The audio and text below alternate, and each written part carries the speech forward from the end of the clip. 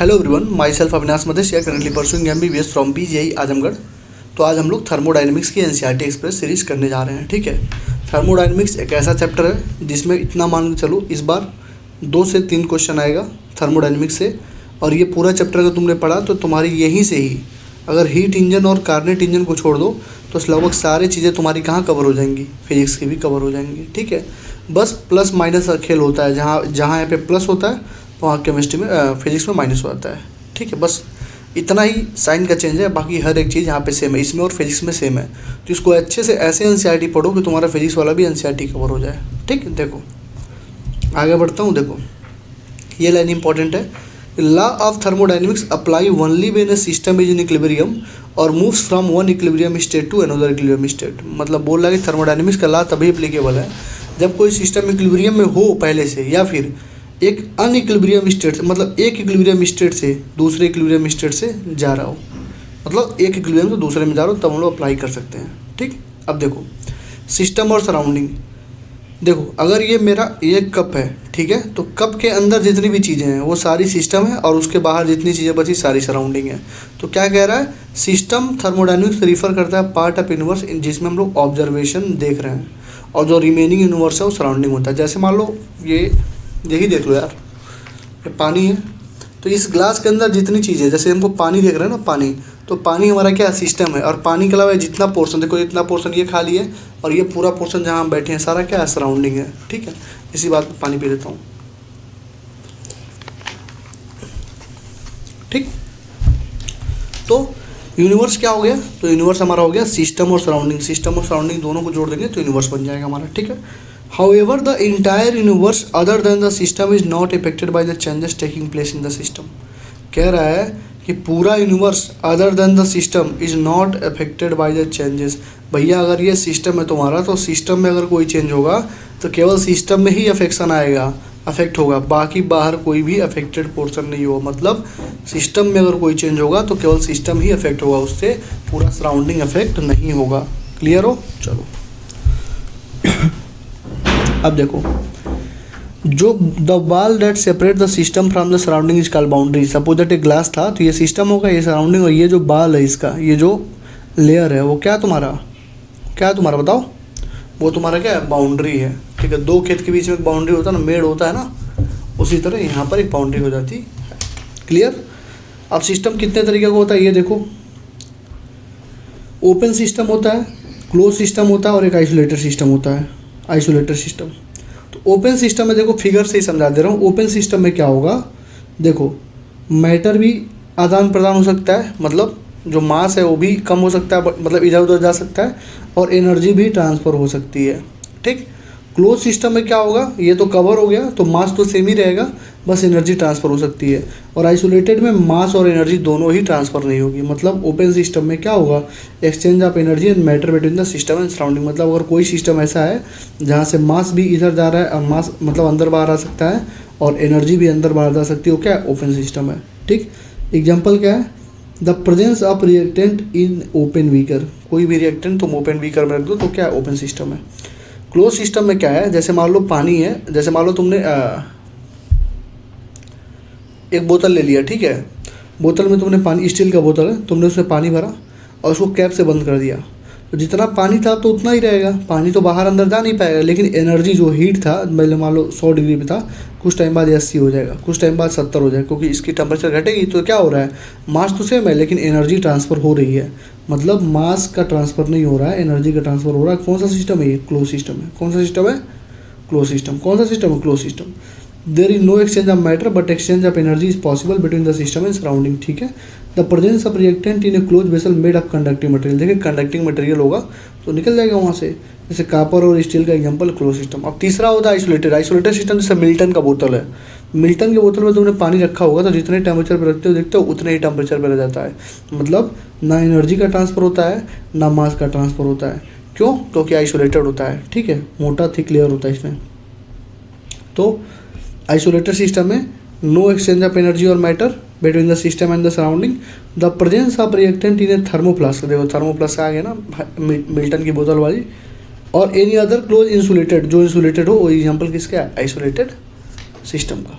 ठीक, अब दो तरह के होते हैं, स्टेट फंक्शन होता है और पाथ फंक्शन होता है। तो जो state of the thermodynamic system होता है डिस्क्राइब होता है बाय इट्स मेजरेबल और माइक्रोस्कोपिक बल्क प्रॉपर्टी। ये ध्यान रखना, जो स्टेट होता है of A thermodynamic system is describe by it's measurable और माइक्रोस्कोपिक बल्क प्रॉपर्टी के थ्रू हम देखते हैं। और variable like pressure, volume, temperature, इनको स्टेट वेरिएबल बोलते हैं या फिर स्टेट फंक्शन बोलते हैं, because they only depend on the state of the system not on how it is reached. मतलब जैसे प्रेशर, वॉल्यूम, टेम्परेचर को हम लोग स्टेट फंक्शन क्यों बोलते हैं, क्योंकि ये डिपेंड करते हैं केवल किस पे, कि कैसे हैं वो, ठीक है, किस तरीके का स्टेट ऑफ सिस्टम। ऐसे नहीं डिपेंड करते हैं चाहे इस रास्ते जाओ, चाहे इस रास्ते जाओ, चाहे इस रास्ते जाओ, चाहे इस रास्ते जाओ, इन रास्तों पर डिपेंड नहीं करेंगे, ठीक है। डिपेंड करेंगे कि इनिशियल और फाइनल मतलब ये कैसे है, मतलब बना स्टेट ऑफ सिस्टम, मतलब रास्ते पे डिपेंड नहीं करेंगे। कौन कौन से, प्रेशर, वॉल्यूम, टेम्परेचर, क्या है स्टेट फंक्शन है, ठीक। पाथ फंक्शन भी होगा ना यार, पाथ फंक्शन एनर्जी है, ठीक है। चलो अब इंटरनल एनर्जी ऑफ सिस्टम क्या होता है। इंटरनल एनर्जी, मान लो हमारे अंदर भी एक एनर्जी है, तो हमारे अंदर से क्या हो सकता है, हीट या तो अंदर जाएगी या तो बाहर जाएगी। Work done on the system by the system, या तो हमारे ऊपर काम होगा तो हम काम करेंगे, या फिर मैटर इंटर सॉलिड सिस्टम, हमारे अंदर कुछ मास आएगा, हमारे अंदर कुछ मास जाएगा। इन तीन चीज़ों पे इंटरनल एनर्जी चेंज होती है, ठीक है। तो वही लिख रहा है कि in thermodynamics the internal energy U of the system बीच में change when heat passes in और out, work is done by the system और ऑन द सिस्टम, और मैटर लिव्स। अब देखो वर्क क्या होता है, वर्क क्या होता है, देखो वर्क के बारे में तो तुमको पता ही क्या होता है, बस देखो एडियाबैटिक क्या होता है। एडियाबैटिक क्या होगा, जब हीट का ट्रांसफर ना हो, जैसे थर्मोफ्लैश। तो एडियाबैटिक में क्या होता है, which does not allow the exchange of heat between the system and surrounding. क्या है, बोलो, एडियाबैटिक है, ठीक। तो adiabatic process is a process in which there is no transfer of heat between the separate system and surrounding, hence the wall separating the system and surrounding is called the adiabatic wall। adiabatic देखो adiabatic है, adiabatic में क्या होगा, वही थर्मोफ्लास्क वाला condition, isolated system वाला, ना energy का ट्रांसफर होगा ना मास का ट्रांसफर होगा, और हीट क्या हो जाएगा, जीरो हो जाएगा। डेल्टा मतलब ट्रांसफर ऑफ हीट क्या होगा, जीरो होगा, और इस वाल को क्या बोलेंगे, एडियाबैटिक वाल बोलेंगे, ठीक। आगे बढ़ो, और कुछ जरूर ये देखो, चेंज इन इंटरनल एनर्जी जो होता है तुम्हारा, चेंज इन जो इंटरनल एनर्जी होता है वो होता है U2 माइनस U1, और ये क्या होता है, वर्क डन बाई एडियाबैटिक के बराबर ही होता है। तो चेंज इन इंटरनल एनर्जी क्या होता है, U2 माइनस U1, और ये वर्क डन बाई एडियाबैटिक के बराबर होता है। क्लियर हो, IPSC के साइंस से हम लोग क्या देखते हैं कि work done is positive if work is done on the system. मतलब हमारी बात समझो, अगर हमारे ऊपर कोई काम होगा, अगर हमको कोई पैसा देगा तो हम पॉजिटिव में आ जाएंगे भैया। मान लो मामा बुआ आते हैं तो पैसा देते हैं ना हमको पैसा देगा तो हम पॉजिटिव में आ गए, तो मतलब work done on the system, हम सिस्टम है तो हमारे ऊपर कोई पैसा खर्च करेगा तो हम पॉजिटिव में रहेंगे। और work done by the system, अगर हम किसी को पैसा देंगे, छोटा भाई है कुछ भी है, हम पैसा देंगे, मतलब work done by the system है तो नेगेटिव होगा। तो मतलब वर्क डन अगर ऑन द सिस्टम होगा, सिस्टम पे काम होगा तो पॉजिटिव, बाय द सिस्टम होगा तो नेगेटिव। वही लिखा, वर्क डन पॉजिटिव होगा on the system and the internal energy of the system increases, क्योंकि वर्क डन पे डिपेंड करता है ना, पॉजिटिव है तो इंटरनल एनर्जी भी इंक्रीज करेगा, ठीक है। और अगर work done by the system होगा, मतलब हम अगर कोई काम करवा रहे हैं, हम पैसे दे रहे हैं, तो नेगेटिव हो जाएगा, और वर्क डन जब नेगेटिव होगा तो इंटरनल एनर्जी डिक्रीज करेगी, ठीक। क्लियर। अब देखो, टेम्परेचर एक स्टेट फंक्शन होता है and change in the temperature is independent of the route taken, मतलब पाथ पे डिपेंड नहीं करता। देखो, एक होता है स्टेट फंक्शन, एक होता है पाथ फंक्शन।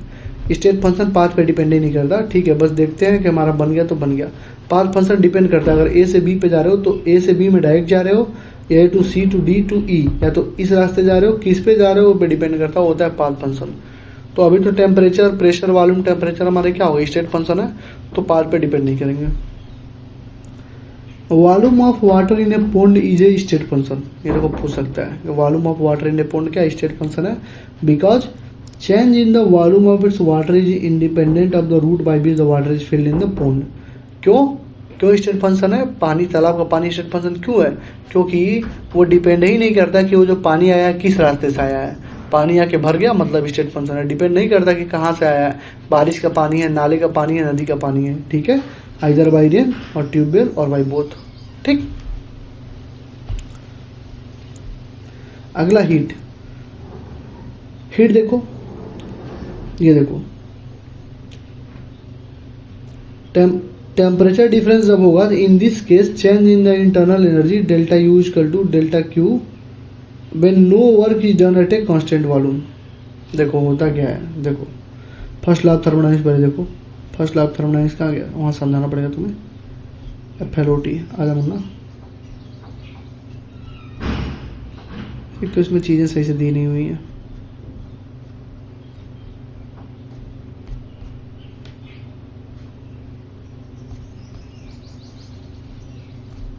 अभी तक नहीं आया, देख रहे हो, यही दिक्कत है NCERT की।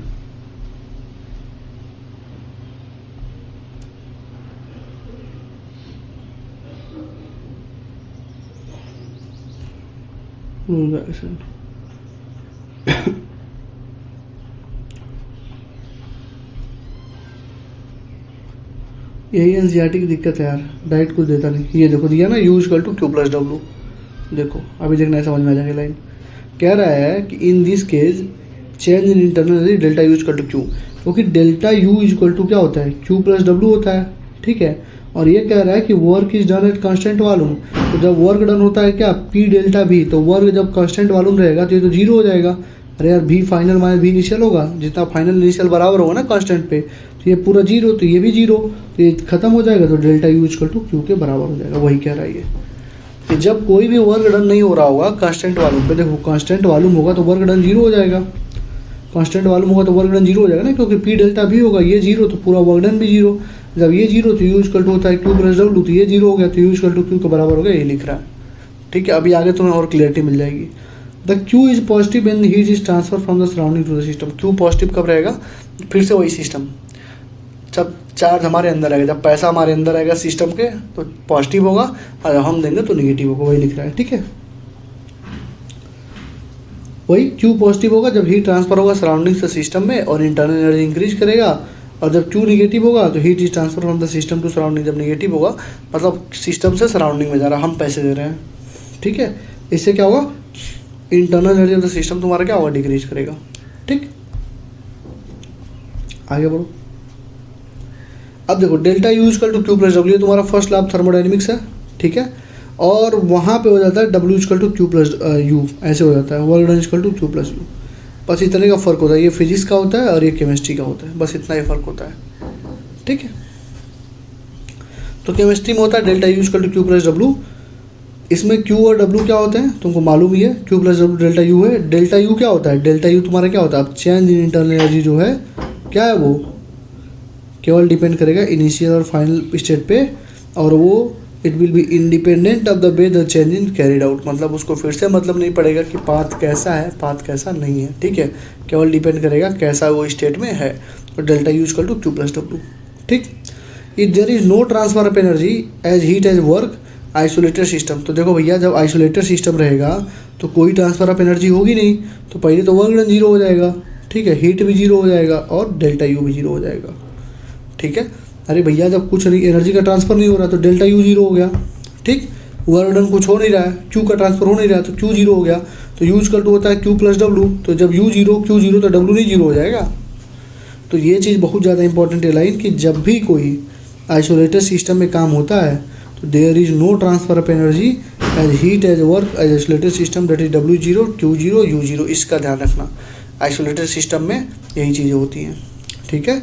और U equal to Q plus W तुम्हारा फर्स्ट लॉ ऑफ थर्मोडायनेमिक्स है, और इसका मतलब ये होता है कि the energy of an isolated system is constant. कोई आइसोलेटेड सिस्टम में अगर 10 जूल एनर्जी है तो हमेशा 10 जूल ही रहेगा, ठीक। It is commonly stated that law of conservation of energy है, energy can neither be created nor, मतलब वही एनर्जी कंस्टेंट है, इसका मतलब energy can neither be created nor destroyed, बोल नॉर डिस्ट्रॉयड, ठीक है। अब ये वर्क वगैरह है ये तो हमारा किसी काम का है नहीं। ये देखो वर्क डन, यहाँ से फॉर्मूला वर्क डन का क्या होता है, वर्क डन का फॉर्मूला होता है माइनस में P external delta V, minus sign जरूर लगाना, निगेटिव साइन हमको बताता है to obtain conventional sign for W which will be positive. अगर निगेटिव लगा देंगे तो अगर मान लो ये देखो, अभी आगे तुम देखो मैंने खुद लिखा हुआ, अभी समझा दूंगा, पूरा थर्मो ही खत्म हो जाएगा। देखो वर्क डन होता है P into delta V, minus sign लगा के रखते हैं तो minus P into V final minus V initial. ठीक है, अगर सपोज करो एक्सपेंशन हो रहा है, एक्सपेंशन मतलब V इनिशियल 10 था, V फाइनल 20 हो गया। ठीक है, तो एक्सपेंशन जब होगा यहाँ पे तो देखो ये क्या होगा, यहाँ रखोगे 20, यहाँ रखोगे 10, तो निगेटिव में आएगा, वर्क डन निगेटिव में आएगा। ठीक है, लेकिन सपोज करो कंप्रेशन हो रहा है, पहले 20 था अब 10 हो गया, तो V इनिशियल 20, V फाइनल 10, तो V इनिशियल जगह क्या रखो, V फाइनल जगह 10 रखोगे या माइनस 20, तो ये हो गया -10, -10 ये आ गया और माइनस पहले था तो प्लस आ गया। मतलब वर्क डन एक्सपेंशन में क्या आएगा, निगेटिव आएगा, वर्क डन कंप्रेशन में क्या आएगा, पॉजिटिव आएगा। समझे मैं क्या कहना चाह रहा हूँ? क्योंकि ये क्या है, minus P external delta V है, तो माइनस तो पहले से ही है। अब V final minus V initial जब करोगे तो अगर एक्सपेंशन होगा तो फाइनल वॉल्यूम ज़्यादा होगा तो निगेटिव में ही आंसर आएगा, लेकिन अगर कंप्रेशन हुआ तो फाइनल वॉल्यूम कम हो जाता है तो वो निगेटिव में आंसर आएगा और निगेटिव निगेटिव क्या हो जाएगा, पॉजिटिव हो जाएगा। इसका मतलब क्या हुआ, बोलो, एक्सपेंशन में work done positive, work done negative, उल्टा चल रहा है। एक्सपेंशन में वर्क डन निगेटिव और कंप्रेशन में वर्क डन पॉजिटिव। ठीक, चलो तो देखो यहाँ पे it indicate that in case of compression work is done on the system. जब वर्क सिस्टम पे होगा तो वर्क पॉजिटिव होगा, बोला हूँ ना कि कंप्रेशन में वर्क पॉजिटिव होगा। ठीक है, तो देखो वर्क पॉजिटिव हो जाएगा। देखो VF माइनस VI निगेटिव होगा और निगेटिव मल्टीप्लाई बाई निगेटिव क्या आ गया, पॉजिटिव आ गया। जो समझाया वही लिखा हुआ है। ठीक, आगे बढ़ो। अगर प्रेशर कांस्टेंट नहीं है और चेंज हो रहा है बार बार, मतलब such that it is always infinitesimally greater than the pressure of the gas, मतलब infinitesimally मतलब हर छोटे छोटे पॉइंट पे उसकी वैल्यू चेंज हो रही है और greater than the pressure of gas है, देन हर स्टेज ऑफ कंप्रेशन पे वॉल्यूम डिक्रीज करेगा छोटे छोटे अमाउंट में। तो वहाँ पे तुम work done by equal to minus P external delta V नहीं रखोगे, क्योंकि यहाँ जो एवरेज होता है डेल्टा V, यहाँ पर लिखोगे तुम माइनस P एक्सटर्नल DV, उसको इंटीग्रेट कर देना। कहीं पर भी अगर छोटी छोटी चीज़ें हो रही हैं तो उसको इंटीग्रेट कर देते हैं। ठीक है, और कहीं पर भी छोटे से बड़े में ले जाना है। ठीक है, बड़े से छोटे में ले जाना, डिफरेंशिएट कर दो तो क्या हो जाएगा, minus V final V initial P external DV। ठीक है, मतलब इंटीग्रेशन कब करते हो, जब छोटी छोटी चीज़ें होती हैं, 0 से 10 तक करना तो इंटीग्रेट कर दो, 0 से 10 तक चेंज हो रहा है बार बार, इंटीग्रेट कर दो। ठीक है, और डिफरेंशिएशन कब करते हो, जैसे x से वेलोसिटी में वेलोसिटी से एक्सेलरेशन, तो वहाँ पे डिफरेंशिएशन करते हो। ठीक है, in an expansion process under similar condition the external pressure is always there than the pressure of the system. जब भी तुम्हारा एक्सपेंशन प्रोसेस होगा तो कह रहे हैं एक्सटर्नल प्रेशर हमेशा less than the pressure of system होगा। P external P internal minus DP हो जाएगा जितना चेंजेस होंगे। ठीक है, इसलिए देखो क्या हो रहा है, ये P इंटरनल, देखो P एक्सटर्नल जो है P इंटरनल माइनस DP लिखा है, इसका मतलब क्या हुआ, ये वाला जो है बड़ा है, उसमें जब इतना घटाना पड़ रहा है तब P एक्सटर्नल आ रहा है, मतलब P एक्सटर्नल का प्रेशर क्या है, कम है, तो P एक्सटर्नल का प्रेशर कम होता है, लेस देन द इतना होता है। ठीक है, इन जनरल कैसे हम लोग उसको लिख सकते हैं, इसको हम लोग रिवर्सिबल प्रोसेस बोलते हैं। तो रिवर्सल प्रोसेस में क्या खूबी आई बाबू, अगर NCERT से पूछ लिया ना लाइन से, आधे लोग वहीं पे छींक मार देंगे। ठीक है, तो देखो क्या हुआ, रिवर्सिबल प्रोसेस में क्या हो रहा है, जो एक्सटर्नल प्रेशर है वो हमेशा less than the pressure of system हो रहा है, ये चीज़ तुमको ध्यान रखना है। ठीक है, ठीक, a process or change is said to be reversible. एक प्रोसेस को रिवर्सिबल तब बोलेंगे if a change is brought out in such a way that the process could at any moment be reversed at a infinitesimal change, मतलब ऐसे कर दो reversible, किसी भी पॉइंट पे रिवर्स हो सकता है। A से B अगर कहीं बन रहा है तो B से A भी किसी भी पॉइंट पे बन सकता है, उसको रिवर्सिबल प्रोसेस बोलते हैं। और वो धीरे धीरे infinitely slowly by series equilibrium होता है। ऐसा नहीं कि एक ही बार में इक्विलिब्रियम यहाँ पहुँच जाए, छोटे छोटे इक्विलिब्रियम होते हैं तब जाके इनफाइनाइट में पहुँचता है। ठीक है, और सिस्टम और सराउंडिंग नियरली इक्विलिब्रियम में होते ही हैं। प्रोसेसेस अदर देन रिवर्सिबल के अलावा जो भी प्रोसेस होंगे सारे इरिवर्सिबल होंगे। तो रिवर्सिबल का एक मेन फीचर क्या था कि एक्सटर्नल प्रेशर हमेशा इंटरनल प्रेशर से थोड़ा सा कम रहेगा। ठीक है, इस चीज़ का ध्यान रखना रिवर्सिबल में। और जब इरिवर्सिबल आ गया तो फिर से वही वर्क डन रिवर्सिबल में क्या होता है, minus of P internal into DV, final से इनिशियल से फाइनल तक इंटीग्रेट कर दो, ये तुम्हारा निकल जाएगा यहाँ पे। ठीक है, और जब आइसोथर्मल प्रोसेस रहेगा तो आइसोथर्मल रिवर्सिबल प्रोसेस, ये देखो ये work done in reversible condition है, लेकिन अगर उसने बोला कि आइसोथर्मल रिवर्सिबल है, आइसोथर्मल भी है, टेम्परेचर कांस्टेंट है और रिवर्सिबल है, तो वहाँ पे जो वर्क डन रिवर्सिबल होता है वो हो जाता है, देखो P इंटरनल था, P की जगह क्या रखते हो, P भी इक्वल टू होता है nRT तो पी की जगह क्या रख दो एन आर टी बाई भी, एन आर टी बाई भी। तो देखो एन आर टी हमने लिख दिया और डी भी पहले से था, डी वी अपॉन भी लिख दिया। ठीक, तो वर्क डन इंटरनली क्या रिवर्सबली क्या हो जाएगा आइसोथर्मल में, minus of N R T D V by Y integrate कर देंगे। और तुम देखो जब पी भी पी इनवर्सली पोस्ट वॉल्यूम होता है भैया, यहाँ देखना जरा एक बार, पी भी इक्वल होता है N R T, isothermal process है तो ये तो खत्म हो गया पूरा, ये भी कांस्टेंट, ये भी कांस्टेंट, ये भी कांस्टेंट, तो पी इनवर्सली पोस्ट वॉल्यूम हो जाएगा। तो अगर यहाँ पे तुम रखियो डी वी बाई भी, तो यहाँ पे तुम क्या, अगर यहाँ पे भी फाइनल बाई भी इनिशियल रख रहे हो तो प्रेशर में क्या P initial by P final तुमको रखना पड़ेगा, क्योंकि उल्टा चलता है। ठीक है, क्लियर हो।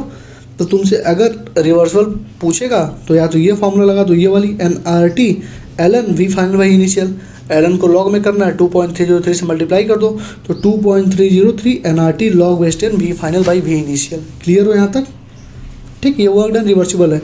इसी को तुम ऐसे लिख सकते हो माइनस में 2.303 N R T log P initial upon P final. क्यों पी इनिशियल, क्यों, क्योंकि उल्टा चलता है पी फाइनल के।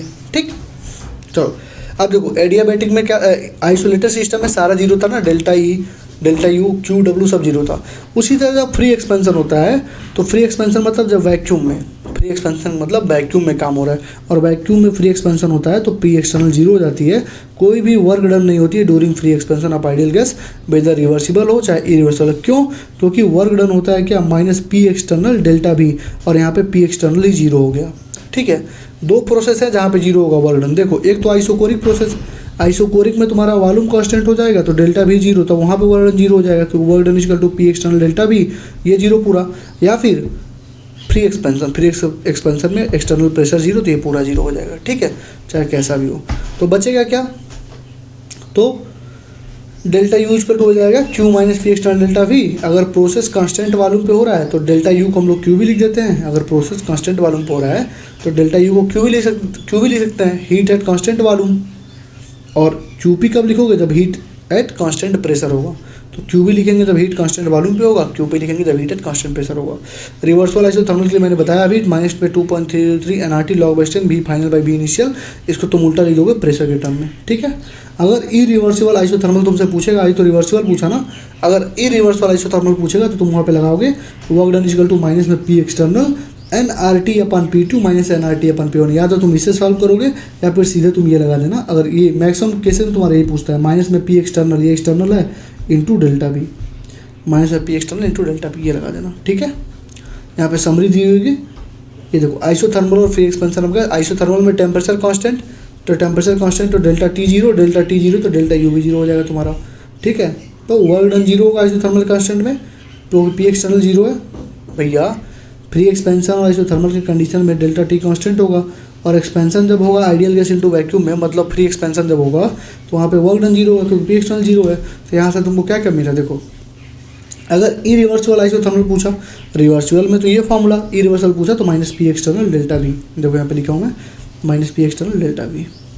ठीक, और आइसोथर्मल रिवर्सिबल के लिए तुम्हारे पास ये दोनों फॉर्मूले हो गए, और एडियाबैटिक चेंज के लिए क्यू का वैल्यू जीरो होगा, हमको मालूम है U equal to W plus Q होता है, तो क्यू जीरो हो गया तो यू हमारा डब्ल्यू के बराबर हो जाएगा एडियाबैटिक चेंज में।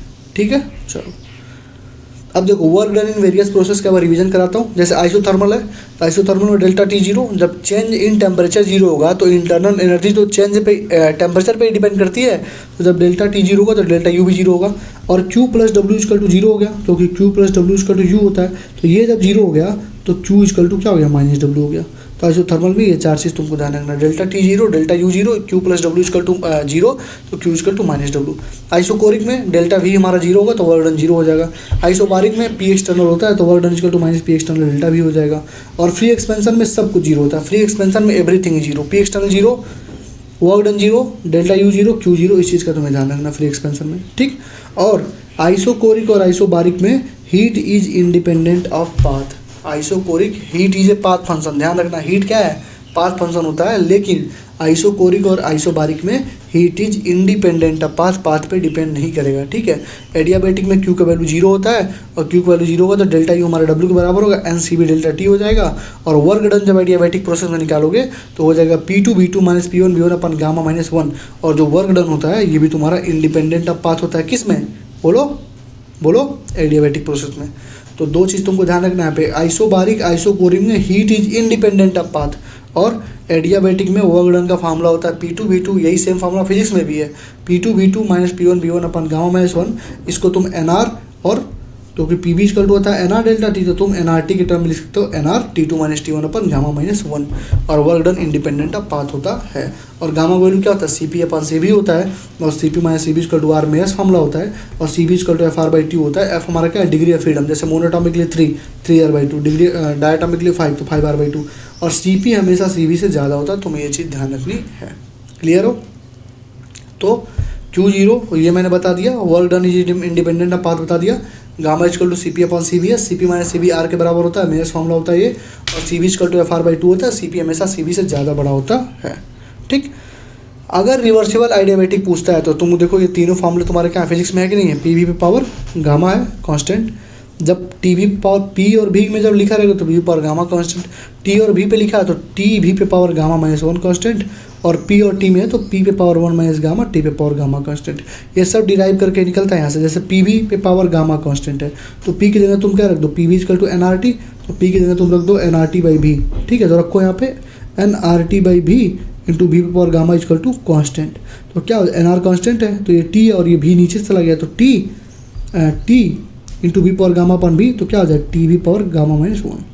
ठीक, क्योंकि ये भी ऊपर जाएगा ना, देखो बस डिराइव करके ही निकालना होता है और कुछ नहीं होता। तो मैं कहता हूँ डिराइव मत करो, याद कर लो P पर, क्योंकि फिजिक्स में भी तुम्हारा काम देगा। अरे 3 क्वेश्चन यहाँ से और फिजिक्स में भी 2 क्वेश्चन, 5 क्वेश्चन तुम्हारा काम दे देगा यहाँ से। ठीक है, तो P power gamma constant, TV power gamma is equal to constant, P power minus gamma, T power gamma equal to constant हो जाएगा। क्लियर हो? चलो अब देखो, heat observe at constant volume is equal to the change in internal, अरे भैया तो मालूम चल गया ना, क्योंकि हीट ऑब्जर्व होगा कांस्टेंट वॉल्यूम पे तो वर्क डन 0 हो जाएगा और Q इक्वल टू U के बराबर हो जाएगा, वही लिखा हुआ है। ठीक तो अगर तुमको इंथैल्पी निकालनी हो, डेल्टा एस निकालनी हो, U प्लस P डेल्टा भी कर देना। ठीक है, और यहाँ पे हीट तुम्हारा QP क्या हो जाएगा, heat at constant pressure S2 minus H1 हो जाएगा। और तुमको मालूम है कि हीट क्या है, पाथ डिपेंडेंट है। हीट कैसा है, पाथ डिपेंडेंट फंक्शन है, पाथ पे डिपेंड करता है। लेकिन 2 केस ऐसे हैं, आइसोकोरिक आइसोबारिक, जहाँ पे हीट इंडिपेंडेंट ऑफ पाथ होता है, इस चीज़ का तुम्हें ध्यान रखना है। ठीक, H इज स्टेट फंक्शन, देखो जितने भी बड़े लीटर में होते हैं लगभग स्टेट फंक्शन, जैसे H हो गया, U हो गया, V हो गया, स्टेट फंक्शन ही होते हैं बड़े वाले। और छोटे लीटर जैसे Q हो गया, W हो गया, ये क्या होते हैं, पाथ फंक्शन। जनरली बोल रहा हूँ, जनरली। ठीक है, तो ये तुम्हारा हो गया, वही लिखा हुआ which state function, delta H is independent of path and QP is also independent of path. ठीक है, अब देखो delta H is independent of path दिया हुआ है, लेकिन यहाँ पे लिख रहा है क्या, Q is path dependent function. मतलब हीट हमारा पाथ डिपेंडेंट है, लेकिन heat at constant pressure, heat at constant pressure मतलब कौन सा हो गया, आइसोबारिक। आइसोबारिक प्रोसेस में इंडिपेंडेंट ऑफ द पाथ होता है। अब देखो कभी ये क्वेश्चन आ गया ना, आधे बच्चे एकदम गायब हो जाएंगे, उनको लगेगा अरे यार हीट है, हीट तो डिपेंड करता है पाथ पे। अगर उससे पूछ लिया कि heat always depend on the path, कहेंगे हाँ यार पाथ पे डिपेंड करता है, -5 नंबर। भैया heat is independent of the path in the isochoric in the isobaric process. देखो यहाँ पे एनसीईआरटी लिख भी रही है, कितनी छोटी लाइन है लेकिन बहुत तगड़ी लाइन है। ठीक, तो यहाँ से delta H equal to delta U plus P delta V हो गया, और डेल्टा H इक्वल टू चाहे delta U plus P delta P हो, चाहे P डेल्टा V हो, दोनों में से लगा लेना कोई भी। तो वही मैं यहाँ पे लिख रहा हूँ कि डेल्टा H इक्वल टू होता है delta E plus delta NG/RT। अरे PV की जगह क्या रख दो, NRT रख दो। डेल्टा NG क्या होता है, गैसियस प्रोडक्ट का जो कोफिशिएंट होगा माइनस रिएक्टेंट का जो कोफिशिएंट होगा।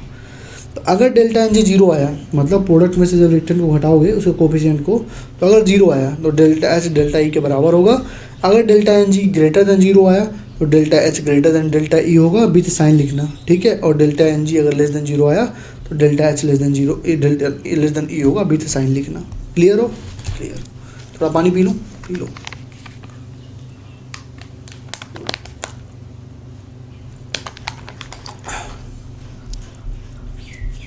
ठीक है, delta H equal to QP है, heat absorb by the system at constant pressure. सही बात है भैया, कांस्टेंट प्रेशर पे हीट इतना ही होगा। और डेल्टा H जो तुम्हारा होता है निगेटिव होता है एक्सोथर्मिक रिएक्शन के लिए, और पॉजिटिव होता है एंडोथर्मिक रिएक्शन के लिए। एक्सोथर्मिक में क्या होता है, हीट इवॉल्व होता है, एंडोथर्मिक में हीट ऑब्जर्व होता है, तो पता ही है तुमको। Eight constant volume delta V 0 हो जाएगा, तो U हमारा QV के बराबर हो जाएगा, मतलब हीट एट कांस्टेंट वॉल्यूम पे। क्योंकि यार U इक्वल टू होता है Q plus W constant volume पे जीरो खत्म हो गया, तो U इक्वल टू क्या आ गया, Q आ गया, मतलब Q एट बी मतलब कांस्टेंट वॉल्यूम पे। ठीक, तो वही हमारा यहाँ पे लिखा हुआ है। ठीक, आगे बढ़ो। तो वही delta H equal to delta U plus delta N G R T, देखो यहाँ पे मैं पहले तुमको बता चुका हूँ। क्लियर हो? अब देखो एक्सटेंसिव प्रॉपर्टी। एक्सटेंसिव प्रॉपर्टी वो होता है जो डिपेंडेंट ऑन मैटर, जो मास पे डिपेंड करता हो, साइज और मास पे।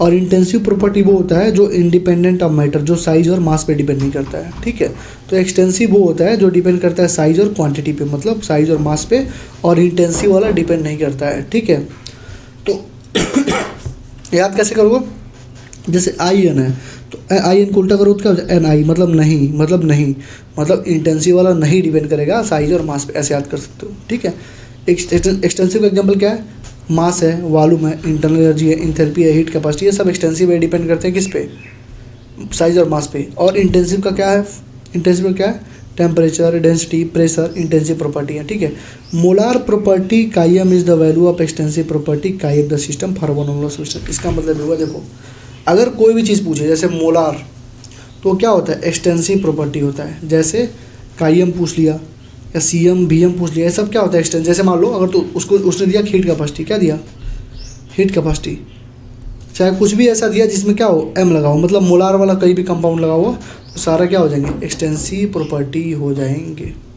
क्लियर हो, क्लियर हो, क्लियर हो। चलो अब देखो, ये जो एग्जांपल मैं लिखवा रहा हूँ इंटेंसिव प्रॉपर्टी का, इसके अलावा जो भी होंगे सारे एक्सटेंसिव होंगे। A B C D P M G S T भी, A B C D P M G S T भी। तो ए से होगा ऑल कंसंट्रेशन टर्म्स, जैसे मोलारिटी, नॉर्मेलिटी। बी से होगा बॉइलिंग पॉइंट, फ्रीजिंग पॉइंट।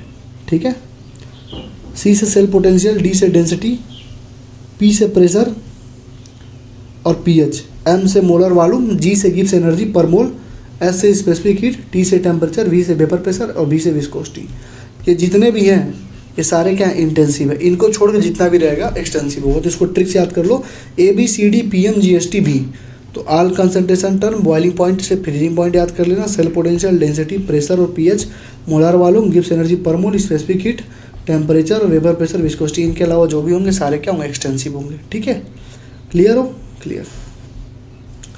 अब हीट कैपेसिटी क्या होता है, the increase of temperature is proportional to the heat transfer. सबको मालूम है Q equal to coefficient into delta T होता है, जिसको हम लोग Q into C delta T. अरे यार, Q equal to M S delta T पढ़े हो फिजिक्स में, तो वही चीज़ तो है, मास नहीं है यहाँ पे। Q equal to C delta T, अगर केवल Q equal to C delta T है तो ये हीट कैपेसिटी है। अगर मास आ गया तो मोलर हीट कैपेसिटी आ जाएगी, नंबर ऑफ मोल्स आ गए तो।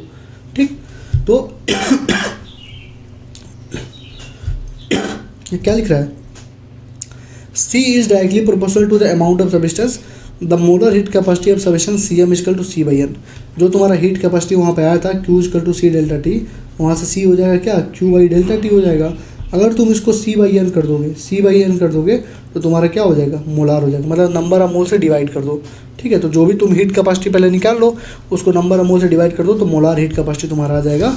ठीक है, एक मोल सब्सटेंस के लिए होता है, it is the quantity of heat needed to raise the temperature. एक मोल सब्सटेंस को 1 डिग्री सेल्सियस बढ़ाने में जो हीट लगती है उसको मोलार हीट कैपेसिटी रखते हैं। 1 डिग्री सेल्सियस बढ़ाने में उसको हीट बोलते हैं। ठीक है, एक और होता है इसको हम लोग स्पेसिफिक हीट बोलते हैं। तो specific heat is also called as specific heat capacity. It is the quantity of heat required to raise the temperature of 1 unit मास।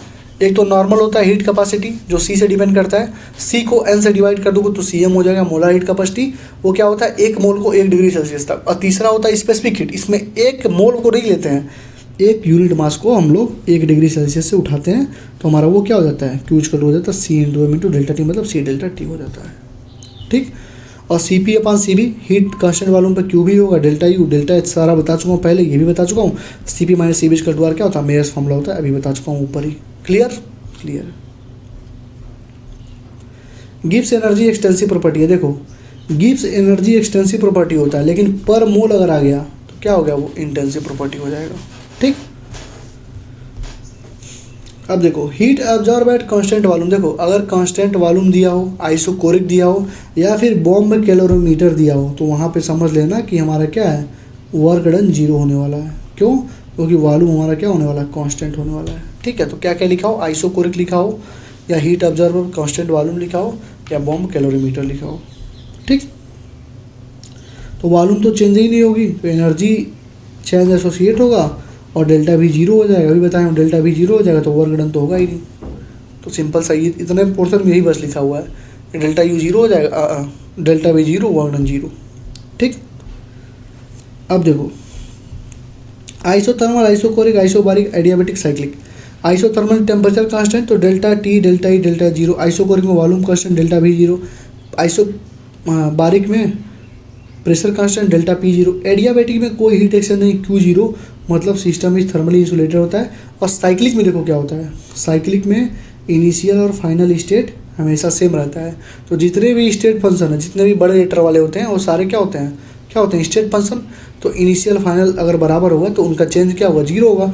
मतलब डेल्टा ई भी जीरो होगा, डेल्टा एच भी जीरो होगा, delta P zero, delta T. मतलब पूछेगा, बोलेगा in a cyclic process temperature is इतना, बताओ change in the cyclic function क्या होगा।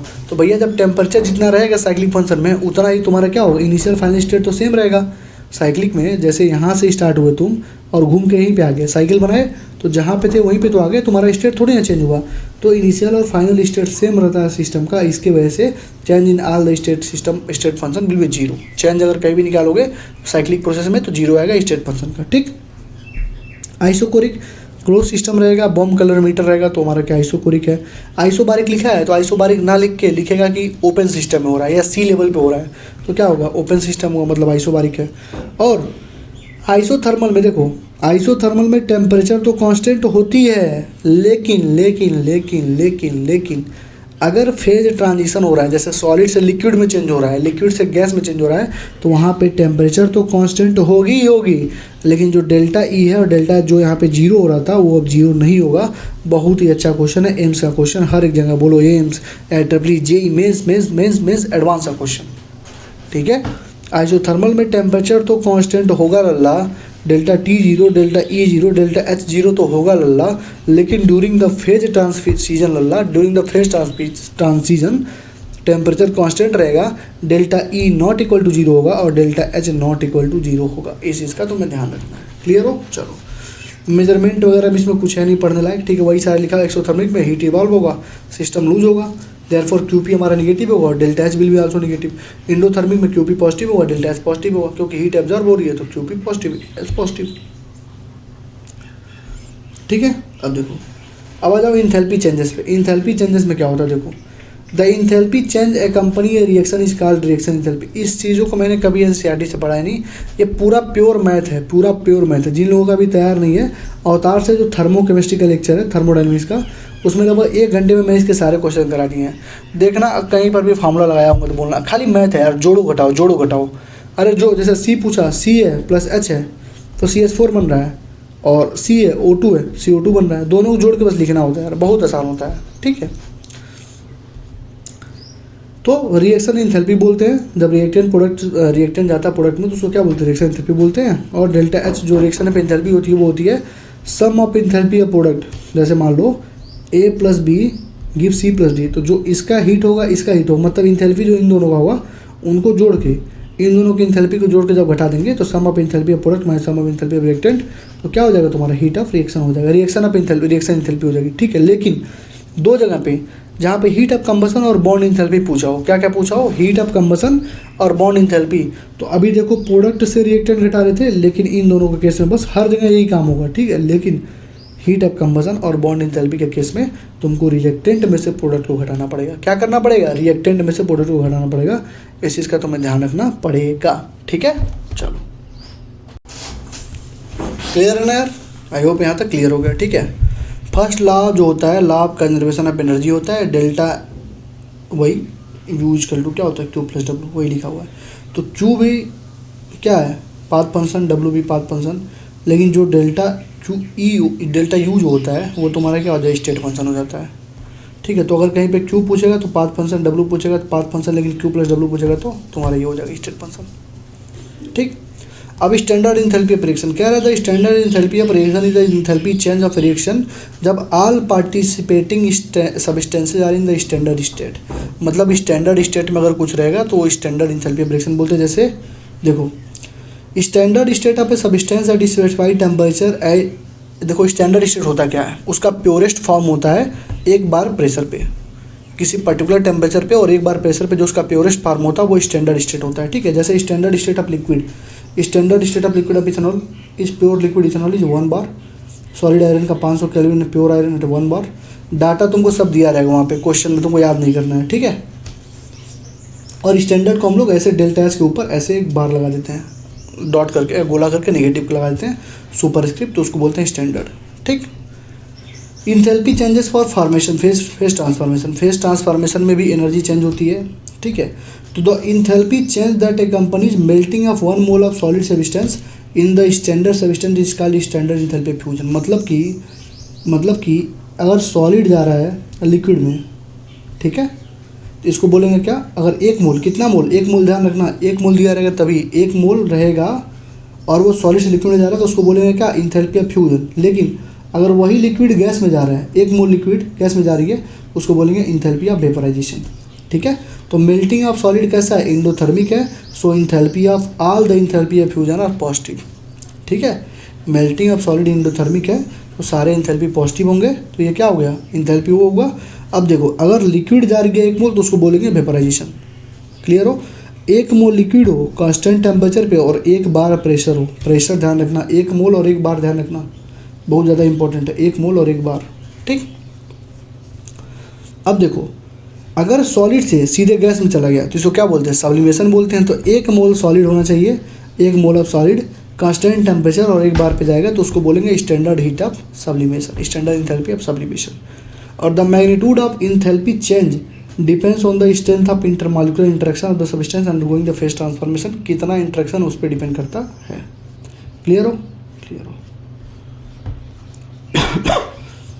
अब आता है स्टैंडर्ड इंथैल्पी ऑफ फॉर्मेशन। ये बोलता है कि standard enthalpy change for the formation, इसमें फॉर्मेशन होगा भैया, फॉर्मेशन लिखा है तो 1 मोल ऑफ कंपाउंड का फॉर्मेशन होगा in the from the element in their most stable state, in their most stable state of aggregation, इसको रेफरेंस स्टेट बोलते हैं, इसको स्टैंडर्ड मोलर इंथैल्पी भी बोलते हैं या standard molar enthalpy of formation. इसका symbol delta heat of formation, इसका फॉर्मेशन ऐसे होगा और इसका सुपरस्क्रिप्ट ऐसे रहेगा, क्यों, क्योंकि पहले तो स्टैंडर्ड है और स्टैंडर्ड मतलब किसमें होता है, सबसे अपने मोस्ट स्टेबल स्टेट में होता है। जैसे अगर कार्बन दिया हो, कार्बन ग्रेफाइट वाला लिखा हुआ है क्वेश्चन और O2 CO2 बन रहा है तो ये, और कार्बन डाइमाइन प्लस O2 लिखा है और CO2, बोलेगा बताओ which of the following is the enthalpy of formation, भैया ये गलत हो जाएगा, कार्बन ग्रेफाइट वाला, क्यों, क्योंकि जो कार्बन ग्रेफाइट होता है वो मोस्ट स्टेबल स्टेट होता है अपना। तो क्या होता है, standard heat of formation of all the element in stable standard state is taken to be 0। अगर स्टैंडर्ड हीट ऑफ फॉर्मेशन पूछेगा सारे एलिमेंट का स्टेबल स्टैंडर्ड स्टेट में 0, कार्बन ग्रेफाइट स्टैंडर्ड स्टेट होता है, सल्फर का रोम्बिक होता है, रोम्बिक वाला जो होता है वो हमारा होता है P4 वाइट वाला होता है, रेड फास्फोरस रहेगा और वाइट फास्फोरस, तो कौन सा चूज करोगे, वाइट वाला, क्योंकि वाइट वाला स्टेबल होता है, ठीक है। O2 in the gas, S2 in the gas, Br2 किस में होता है, Br2 गैसियस होता है कि लिक्विड होता है, लिक्विड होता है, तो Br2 गैस लिखा रहेगा, लिक्विड रहेगा तो गैस वाला आंसर नहीं होगा, लिक्विड वाला आंसर होगा, ठीक है। और ये मेटल इन सॉलिड, जितने भी मेटल होंगे सॉलिड में एक्सेप्ट Hg भी मेटल है लेकिन लिक्विड मेटल है, ठीक है। तो ये सारी चीज़ें जहाँ पे रहेंगी तो डेल्टा हीट ऑफ फॉर्मेशन 0 हो जाता है और इनको स्टैंडर्ड स्टेट में लेकर हमको चलना ही पड़ेगा, ठीक है। देखो यहाँ पे लिखा है हाइड्रोजन का H2 होता है, ऑक्सीजन का, सल्फर का O2, कार्बन का ग्रेफाइट, सल्फर का रोम्बिक, सब लिख दिया हूँ मैं पहले ही, ठीक। तो एलिमेंट का रेफरेंस स्टेट में क्या होता है, most stable state of aggregation is taken है 0, अब ये बोला हूँ 0 लेके चलते हैं, ठीक है। और क्या हो जाएगा, रिएक्शन प्रोडक्ट का माइनस रिएक्टेंट का, हर जगह वही होगा, बस वहाँ पे कंबसन में और एक जगह और था, 2 जगह पे बस रिएक्टेंट में से प्रोडक्ट करना है, ठीक है। The decomposition of calcium carbonate is an endothermic process and you have to heat it for getting the desired product. Decomposition जो कैल्शियम कार्बोनेट का है एंडोथर्मिक प्रोसेस होता है। थर्मोकेमिकल इक्वेशन में the coefficient in a balance thermochemical equation refer to the number of moles, never molecules, हमेशा number of moles होते हैं और रिएक्टेंट एंड प्रोडक्ट जो इन्वॉल्व होते हैं रिएक्शन में।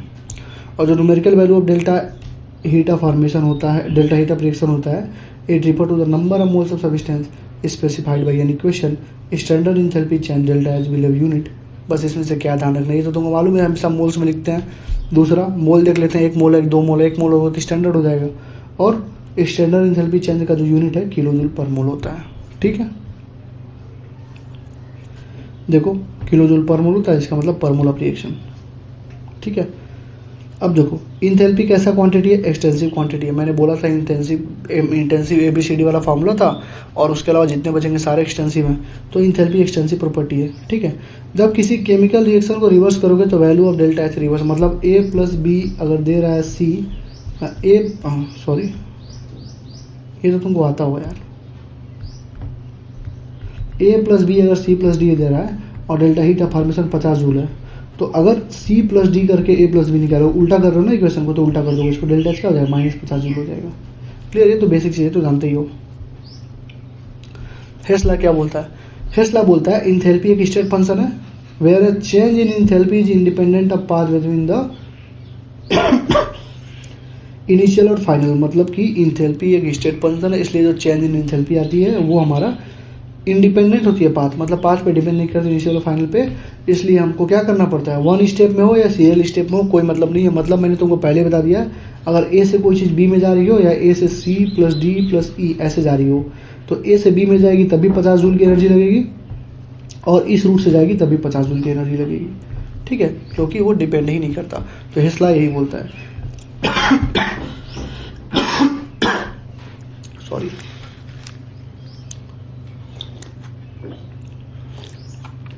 कंटिन्यूअस सर बोलने की आदत नहीं है ना। तो अगर reaction takes place in several step, तो standard reaction of enthalpy is the sum of the standard enthalpy of the intermediate reaction. वही मैं बोला हूँ अभी, A से गया D में, तो B से गया, फिर C से गया, तब गया, तो मान लो इसमें 55 जूल 55 जूल है, इसमें 45 जूल है, इसमें 100 जूल है। तो अगर 100 जूल यहाँ पे लग रही है और उसने बोल दिया कि A से B में 55 जूल लग रहा है, बताओ B से C में कितना लगेगा और C से D में कितना लगेगा। तो इन दोनों में क्या होगा, 55 ही है, तो इन दोनों में लगभग 45 जूल का लगेगा, तभी ये 55 45 100 होगा और ये भी 100। मतलब या तो जोड़ के 100 करो या तो इधर से 100 करो, मतलब सम के बराबर होता है, ठीक। फिगर भी बनाया होगा अच्छा सा, ये देखो हेस लॉ।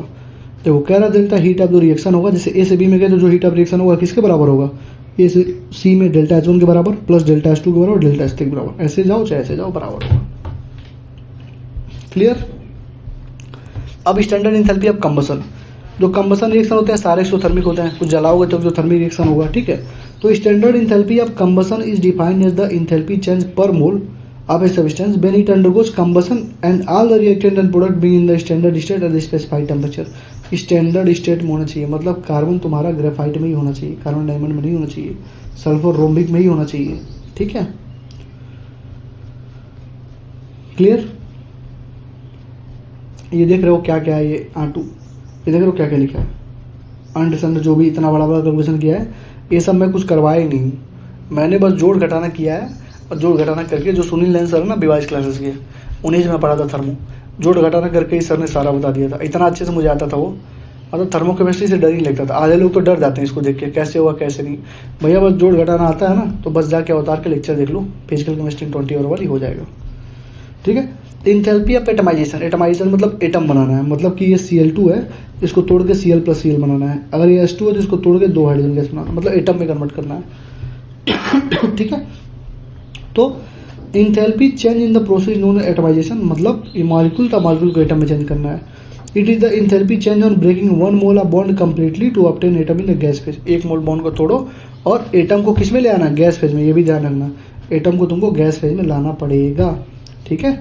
और in case of diatomic molecule like dihydrogen the enthalpy of atomization is also the bond dissociation enthalpy, मतलब कि जहाँ पर भी डाइएटॉमिक मॉलिक्यूल होंगे, ठीक है, डायटोमिक मॉलिक्यूल जैसे हाइड्रोजन है, H2 है, Cl2 है, ठीक है, Br2 है, इन सारे केसेस में जो इंथैल्पी ऑफ एटमाइजेशन होगा वही बॉन्ड डिसोसिएशन इंथैल्पी भी होगा। तो अगर कहीं पे लिखा हुआ है कि द इंथैल्पी ऑफ, नहीं, the bond dissociation enthalpy of hydrogen is 500 joule, तो बताओ हीट ऑफ एटमाइजेशन कितना होगा, तो भैया वो भी 500 जूल ही होगा, ठीक है, क्योंकि डायटोमिक मॉलिक्यूल के केस के अंदर में जो डायटोमिक मॉलिक्यूल होते हैं उनका दोनों का बराबर होता है, इंथैल्पी ऑफ एटमाइजेशन और bond dissociation enthalpy. Clear. Bond enthalpy देखो, बॉन्ड इंथैल्पी जो होता है, energy is required to break a bond and energy is release when a bond is form, ठीक। तो बॉन्ड इंथैल्पी क्या होता है, बॉन्ड डिसोसिएशन इंथैल्पी मेन बॉन्ड इंथैल्पी होता है। डायटोमिक मॉलिक्यूल जो होते हैं, जैसे मान लो उसको तोड़ोगे तो एनर्जी जो इन्वॉल्व होगा प्रोसेस में is the bond dissociation enthalpy of H bond. अभी जो मैंने बोला हीट ऑफ एटमाइजेशन हमारा 2H के बराबर होगा, यही बॉन्ड डिसोसिएशन एंथैल्पी होगा। क्यों? क्योंकि H2 को अगर तोड़ दोगे H+H में तो यही बॉन्ड टूट तो गया, ये वही तो बॉन्ड डिसोसिएशन एंथैल्पी है। तो वही लिख रहे हैं यहाँ पे, the enthalpy change involve in this process the bond dissociation enthalpy of H bond. देखो वही सेम चीज लिख रहा है, the bond dissociation enthalpy is the change in enthalpy when 1 mole of covalent bond of a gaseous covalent compound is broken to form product in the gaseous phase. मतलब 1 मोल covalent bond को जब हम लोग तोड़ेंगे तो product form in the gaseous phase. ये जो gas phase, liquid phase, number of mole, standard pressure bar दिख रहा है ना, इसको ध्यान रखना है, यहीं से तुमको क्वेश्चन घुमा के पूछेगा वो। ठीक है। और in case of polyatomic molecule जो बॉन्ड डिसोसिएशन एंथैल्पी होती है वो अलग होती है। डाईएटॉमिक में बॉन्ड डिसोसिएशन एंथैल्पी और हीट ऑफ एटमाइजेशन सेम होता है, लेकिन पॉलीएटॉमिक में अलग अलग होती है। ठीक। अब पॉलीएटॉमिक की बात कर लो तो मीन बॉन्ड एंथैल्पी जैसा CH बॉन्ड है, ये देखो इसमें कुछ है नहीं। ठीक है, ये तुम क्वेश्चन लाओ तो तुमको समझ में आ जाएगा। ठीक है। तो स्टैंडर्ड एंथैल्पी ऑफ रिएक्शन जो होता है इस बॉन्ड एंथैल्पी ऑफ रिएक्शन, देखो यहाँ पे आ गया ना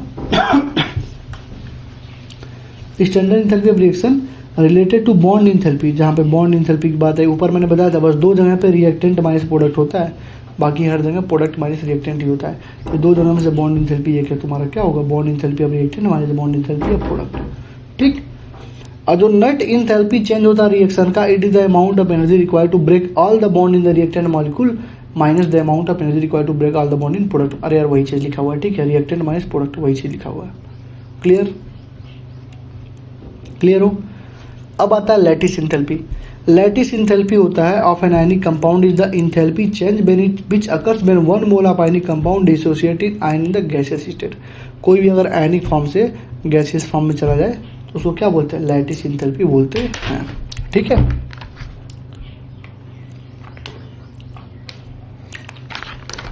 ठीक है ना? It is impossible to determine the lattice enthalpy directly. Directly तुम नहीं बता सकते हो, जैसे बोर्न नेवर साइकिल है। देखो अब तुम ये नहीं बोलोगे कि Na जो Cl है वो Na plus Cl gas minus में गया तो जो लैटिस होगी 788 है, डायरेक्ट नहीं बोलोगे। देखो होगा क्या, पहले NaCl, ये देखो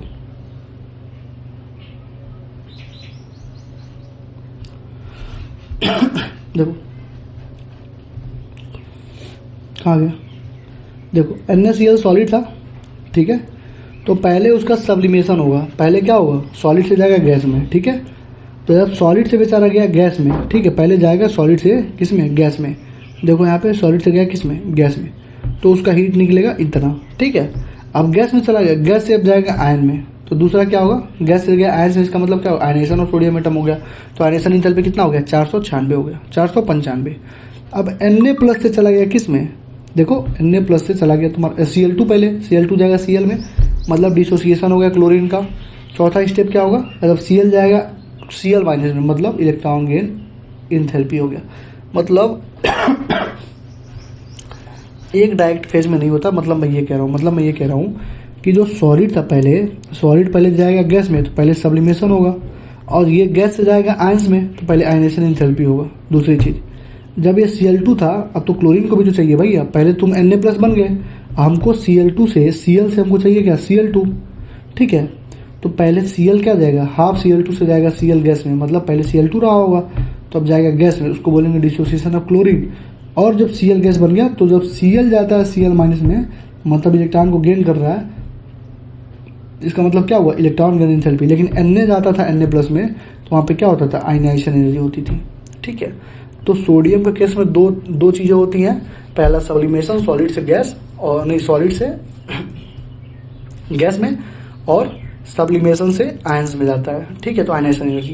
क्लोरीन के केस में क्या होता है? हाफ Cl2 से बनता है Cl, मतलब डिसोसिएशन ऑफ क्लोरीन होता है पहला चीज़, और दूसरा होता है उसका इलेक्ट्रॉन गेन एंथैल्पी से Cl माइनस में, तब जाके रिएक्शन होता है।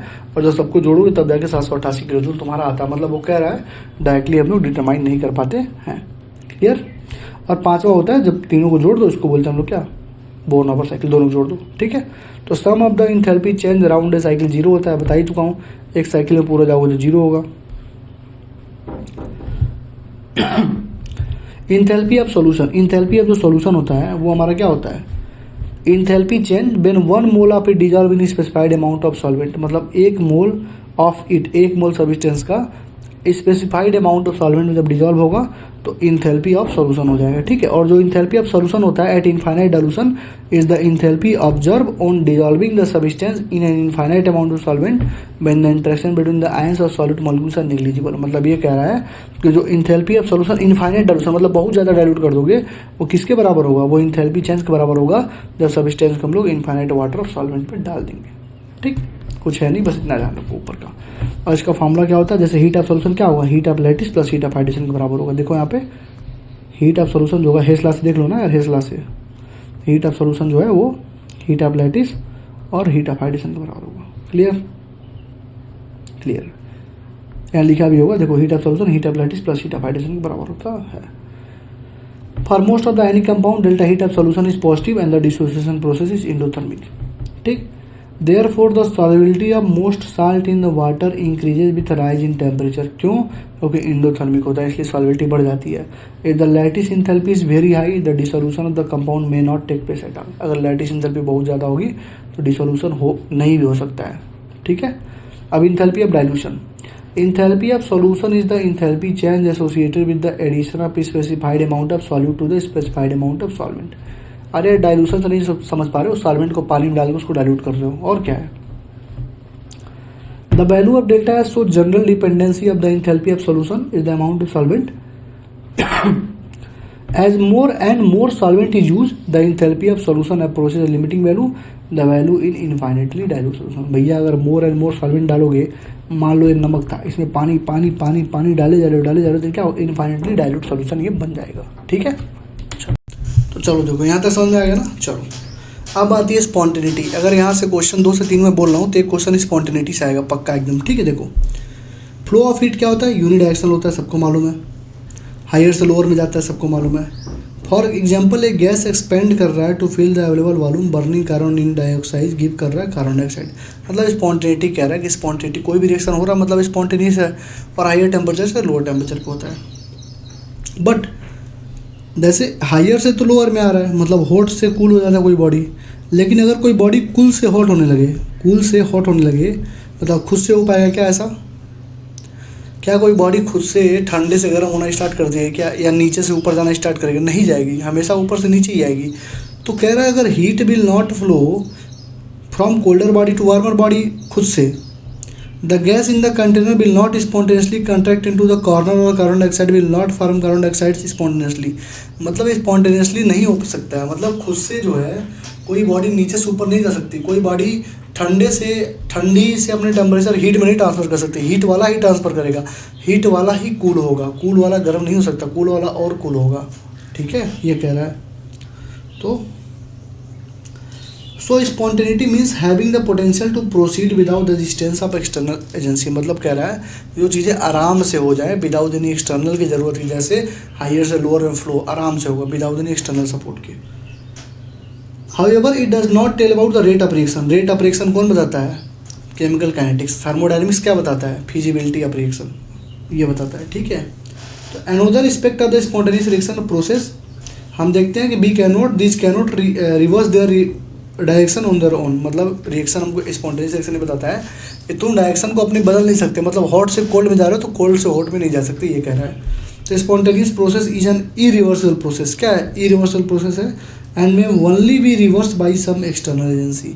अगर कोई एक्सटर्नल एजेंसी लगाओगे तभी जाके तुम इसको रिवर्स कर सकते हो। जैसे हीट को कोल्ड में और लोअर से हायर पे, तो अगर लोअर से मान लो ये ढलान है तो यहाँ पे बॉल छोड़ो तो यहाँ पाएगा तो स्पॉन्टेनियस है, लेकिन अगर इसको हमको यहाँ भेजना है तो इसमें मोटर लगा दो, एक्सटर्नल एजेंसी लगा दो। मोटर लगाओगे तो खुद से तो नहीं जाएगा, लेकिन मोटर लगेगा तो ये चला जाएगा यहाँ पे। तो क्या कर रहे हैं? मे ओनली भी रिवर्स, उसको रिवर्स तभी कर सकते हैं क्योंकि स्पॉन्टेनियस तो इरिवर्सल होता है, रिवर्स तभी कर सकते हैं जब एक्सटर्नल एजेंसी लगी हो तो, ठीक है। ये देखो एक्सोथर्मिक के लिए ये रिएक्शन तुम्हारा टोटल इंथैल्पी ऑफ प्रोडक्ट यहाँ पे है, टोटल इंथैल्पी ऑफ रिएक्टेंट यहाँ पे, और ये net heat evolve in the reaction है, ठीक है। वही सेम चीज़ देखो इंडोथर्मिक के लिए हीट ऑफ रिएक्टेंट नीचे है, हीट ऑफ प्रोडक्ट ऊपर है। यहाँ पे क्या था? हीट ऑफ प्रोडक्ट नीचे था, हीट ऑफ रिएक्टेंट ऊपर था। दोनों ग्राफ अच्छे से देख के जाना, ठीक। एंट्रोपी और स्पॉन्टेनिटी, डेल्टा एच अगर 0 होगा तो कोई भी इंथैल्पी होगी नहीं, but still the process is spontaneous. भैया delta H 0 ideal non ideal याद करो, बताया था ना मैंने, डेल्टा एच जीरो स्पॉन्टेनियस सब बताया था वहाँ पे। यहाँ पर भी देखो डेल्टा एच जीरो है लेकिन there is no change in enthalpy but still the process is spontaneous, फिर भी ये प्रोसेस क्या है, स्पॉन्टेनियस है। ठीक, एंट्रोपी डिनोटेड एज एस, कोई दिक्कत नहीं है, एस से दिखाते हैं। Entropy is a measure of the degree of randomness और disorder in the system, the greater the disorder in an isolated system the higher is the entropy. Entropy क्या है, एंट्रोपी एक मेजर है जो डिग्री ऑफ रैंडमनेस और disorder को बताती है इन द सिस्टम में, और जो ग्रेटर द डिसऑर्डर होता है आइसोलेटेड सिस्टम में, ग्रेटर इज द एंट्रोपी। जितना ज़्यादा रैंडमनेस होगा उतना ज़्यादा एंट्रोपी होगा। अगर एक मटर के दाने को ऐसे फेंकोगे तो पहले यहाँ पे थे तो एंट्रोपी S1 है, अब यहाँ पे अगर दूर दूर हो गया तो S2 है, तो S2 ज़्यादा होगी ना। जितना ज़्यादा रैंडमनेस, जितना ज़्यादा एक दूसरे के बीच में दूरी उतना ज़्यादा क्या होगा, एंट्रोपी होगा। ठीक, entropy like any other thermodynamic properties such as internal energy enthalpy is state function while delta S is independent of path. Entropy भी क्या है, हमारा एक स्टेट फंक्शन है और ये इंडिपेंडेंट होता है पाथ पे, एस से डिनोट करते हैं। Whenever heat is added to the system, it increases the molecular motion, causing the increased randomness in the influence. The heat Q है randomizing influence। अगर हीट डालोगे कहीं पे किसी सिस्टम में तो क्या करेगा, हीट डालोगे तो जो उसके मालिक्यूल थे आपस में टकराएंगे, दूर दूर भागेंगे तो रैंडमनेस बढ़ेगी, तो हीट हमारा क्या है, रैंडमाइजिंग इन्फ्लुएंस होता है। Temperature is the measure of average kinetic motion of particle in the system. Heat added to the system at lower temperature causes greater randomness than the same quantity of heat is added to the higher temperature. मतलब अगर low temperature पे अगर कोई heat डालो, मान लो 20 degree Celsius है, ये देखो कितनी अच्छी लाइन लिखी है, इससे क्वेश्चन बना नहीं है अभी तक, बनेगा तो हालत ख़राब हो जाएगी। 20 डिग्री सेल्सियस है, 30 डिग्री सेल्सियस है, यहाँ पे 5 जूल डालो, यहाँ पे 5 जूल डालो, तो इसमें जो रैंडमनेस आएगी, इसमें जो स्पॉन्टेनिटी आएगी वो ज़्यादा आएगी एज़ कम्पेयर टू इसकी। मतलब कि टेम्परेचर कम हो और सेम अमाउंट ऑफ हीट अगर डालोगे तो जिसमें टेम्परेचर कम रहेगा उसमें रैंडमनेस ज़्यादा रहेगी। ठीक है, this suggest that entropy change is inversely proportional to temperature, की जो एंट्रोपी का चेंज होता है वो इनवर्सली प्रोपोर्शनल टेम्परेचर। अगर टेम्परेचर बढ़ाओगे तो एंट्रोपी चेंज उल्टा हो जाएगा। ठीक, अब देखो सॉलिड लिक्विड गैस का अगर मिक्सिंग करोगे तो एंट्रोपी बढ़ेगी, याद रखना। सॉलिड में लिक्विड में गैस का सॉलिड में कराओगे तो सॉलिड की स्पॉन्टेनिटी घटेगी, मतलब कि सेम में बढ़ेगी और अलग अलग में एंट्रोपी घटेगी। ठीक, अगर delta N g greater than zero है तो डेल्टा एस भी ग्रेटर देन जीरो होगा, और delta N g less than zero है तो डेल्टा एस भी लेस देन जीरो होगा। यहाँ तक क्लियर है। इंट्रोपी ऑफ गैस ज़्यादा होगा इंट्रोपी ऑफ लिक्विड से, इंट्रोपी ऑफ सॉलिड से। यहाँ तक कोई दिक्कत नहीं। टेम्परेचर अगर बढ़ाओगे, नंबर ऑफ मोल बढ़ाओगे तो इंट्रोपी बढ़ेगी। याद कर लो ना, टेम्परेचर बढ़ा, नंबर ऑफ मोल बढ़ा तो इंट्रोपी बढ़ेगी, लेकिन प्रेशर बढ़ाओगे तो इंट्रोपी घटेगी। ये ली चैटर्जी प्रिंसिपल के अकॉर्डिंग चलता है, प्रेशर बढ़ाओगे तो इंट्रोपी घटेगी। ठीक, तो वही होता है डेल्टा एस इक्वल टू की reversal by T, heat upon temperature होता है, और डेल्टा एस टोटल क्या होता है, डेल्टा सिस्टम प्लस सराउंडिंग, और ग्रेटर देन जीरो होना चाहिए। डेल्टा एस टोटल तुमको पहले ही बताया था ना, delta S system plus surrounding greater than zero. जब सिस्टम इक्विलिब्रियम में होगा तो जो इंट्रोपी होगा मैक्सिमम होगा, और जो चेंज इन इंट्रोपी होगा, जो डेल्टा एस होगा वो जीरो होगा। ठीक है, when the system is in equilibrium the entropy is maximum, entropy maximum होगा और चेंज इन इंट्रोपी क्या होगा, delta S equal to zero होगा। ठीक, hence we can say that entropy for a spontaneous process increases till it reaches maximum and at equilibrium the change in entropy is zero। क्या समझे कि entropy spontaneous process का increase करेगा जैसे जैसे maximum पे पहुंचेगा, और उसके बाद इक्विलिब्रियम पे चेंज इन इंट्रोपी जीरो हो जाएगी, since entropy is a state property, क्योंकि इंट्रोपी क्या है कि स्टेट प्रॉपर्टी है। ठीक है, और डेल्टा एस ऑफ सिस्टम क्या है, Q system reversal upon T. Delta S of system क्या है, Q system reversal upon T है। ठीक है, we find that both for the reversible and irreversible expansion for ideal gas under isothermal condition, वही हुआ isothermal reversible irreversible के लिए हमारे पास डेल्टा यू जीरो होगा, बट डेल्टा एस टोटल अभी भी नॉट जीरो रहेगा फॉर इरिवर्सिबल प्रोसेस के लिए। मतलब रिवर्सिबल एंड इरिवर्सिबल एक्सपेंशन किसी गैस का होगा आइसोथर्मल कंडीशन में तो डेल्टा यू तो जीरो रहेगा, लेकिन डेल्टा एस टोटल अभी भी जीरो नहीं होगा इरिवर्सिबल प्रोसेस के लिए। Thus delta U does not discriminate between reversible and irreversible process where delta S does.